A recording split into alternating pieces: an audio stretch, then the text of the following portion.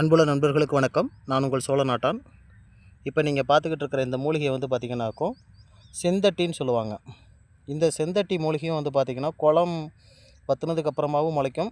குளத்தோட கரைகளில் வயல்வெளிகளில் எல்லாம் வந்துட்டு முளைக்கும். இந்த செடி வந்து பார்த்திங்க அப்படின்னு சொன்னால் இதுவும் நிறைய மருத்துவ குணங்கள் கொஞ்சம் இருக்கிறது தான். ஆனால் இதில் இருக்கக்கூடிய ஒரு ஸ்பெஷல் என்னன்னு கேட்டிங்கனாக்கும், இந்த செடியை நீங்கள் தொட்டிங்கன்னா உங்களுக்கு அரிப்பு வந்துக்கிட்டே இருக்கும். உடல் முழுதும் அரிப்பு இருக்கும். அதாவது இந்த செடியில் பாருங்களேன், இந்த செடி இலை எல்லாமே வந்து பார்த்திங்கன்னா ஒரு சொன மாதிரி முள் மாதிரி நீட்டிக்கிட்டே இருக்கும்.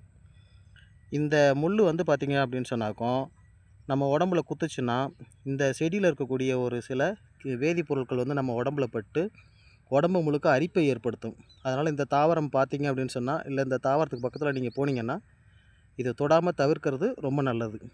தெரியாமல் இதை யாரும் தொட்டுட்டா கூட அரிப்பை நிப்பாட்டுறதுக்கு கொஞ்சம் கஷ்டம்தான். நன்றி.